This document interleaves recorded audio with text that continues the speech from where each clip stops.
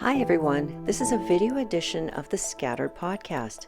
I'm Yvonne Chorlin. I'm a physical or biological anthropologist and archaeologist, and this is a short video of my contribution to the Alberta portion of a cross-Canada scavenging project led by Dr. Sherry Forbes.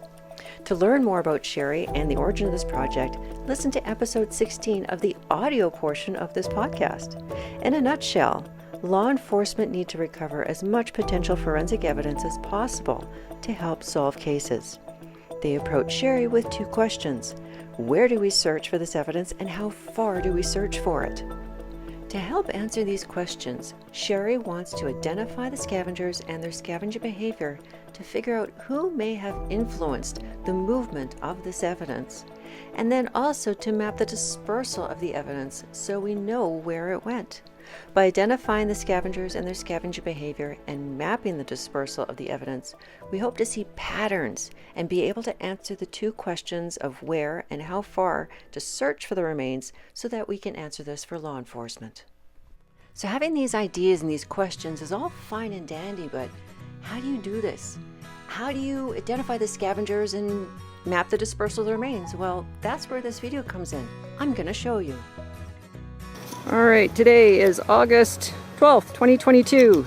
This is the Okotoks forested site. This is on the north side of the Sheep River, but within the dry riverbed, on a bit of an embankment between the Sheep River and a tributary. North is to that direction. We have a camera over here. Camera, where are we here? Over there. Camera right there, and a cable from that tree tying the pig. And the pig is wearing a very small red plaid dress. Very small. We even had to cut another hole in it. We have two trackers on this pig. One in the forelimb, one in the hind limb. And as you can see, this is a big pig. By the time we got it out here, it's a nice hot sunny day, plus 29 or something else like that. Ricker has already set in. I'm trying to put a stake near where the head is, so if scavengers come in and either pivot the carcass or move it away and the body staining ends up somewhere other than where the original deposition point is, then we'll have a better idea of where the head used to be. So I'm trying that this year as well. That's a new thing.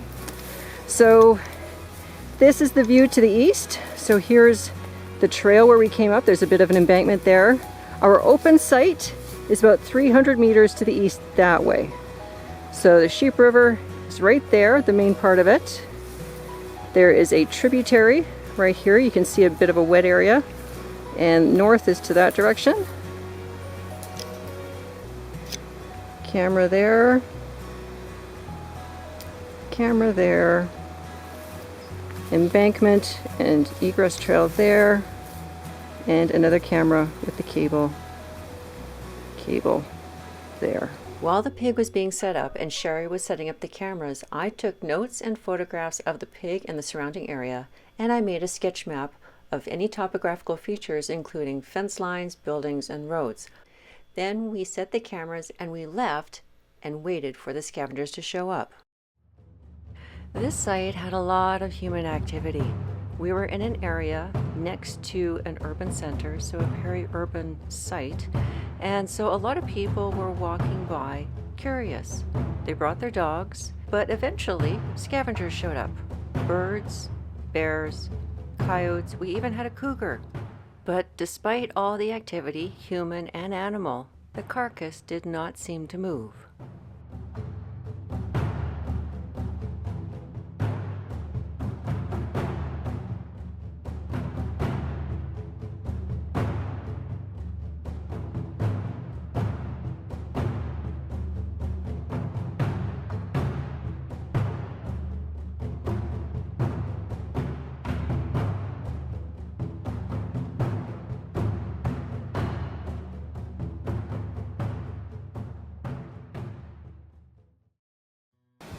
It is July 7th, 2023.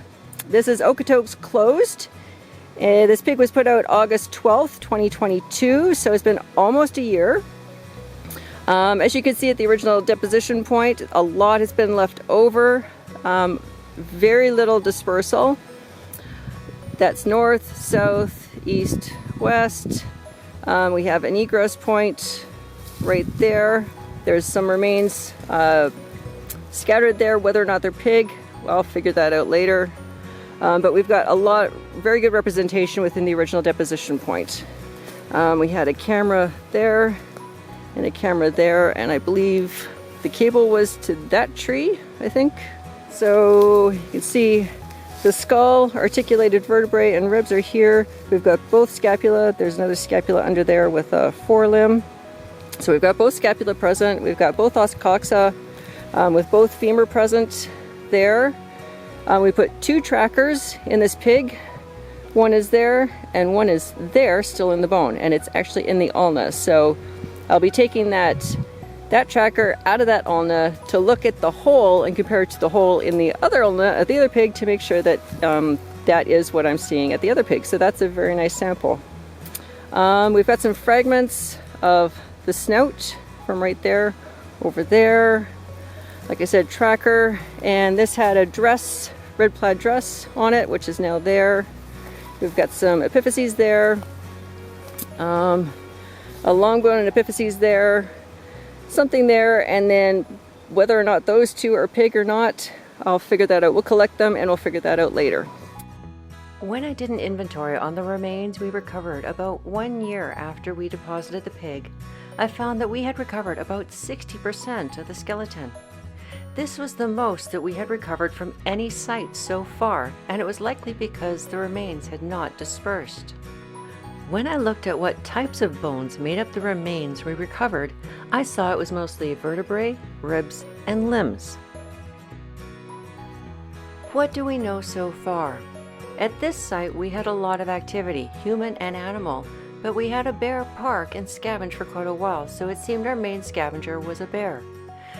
There was minimal dispersal of the remains, and both trackers were recovered near the original deposition point. The egress path that we used to drag the pig into the site seemed to be used for dispersal. We recovered over 60% of the skeleton, and the remains we recovered nearest the original deposition point were vertebrae, ribs, and limbs. Did the human activity interfere with the animal activity? We don't know. Previous work by both myself and Sherry and others suggests that human activity shouldn't interfere that much with scavenging activity. However, the lack of dispersal at this site brings that back into question. What have we learned overall across all our sites? We learned that our main scavengers are coyotes, bears, and birds. Game trails can be created or used by scavengers to access the carcass and to disperse the remains. We learned that sometimes there is a difference in the number of remains observed at the preliminary search and the number of remains collected at the final search. We also learned that we mostly collected vertebrae and ribs. This video wouldn't have been possible without the study led by Dr. Sherry Forbes. The Calgary and Edmonton Police Service were instrumental in helping us to find land to use, coordinate the searches and carcasses, and of course, to let us know if this information is useful to them. Many big thanks to the landowners and pig growers. We couldn't have done this research without you. To find out more about this study, tune into my podcast, Scattered, One Person's Search for the Story Behind Human Remains, available on your favorite podcast platform. Also, check out the other videos in this series, available on my website, yvonnechorlin.com, and read about it on my blog and on Facebook.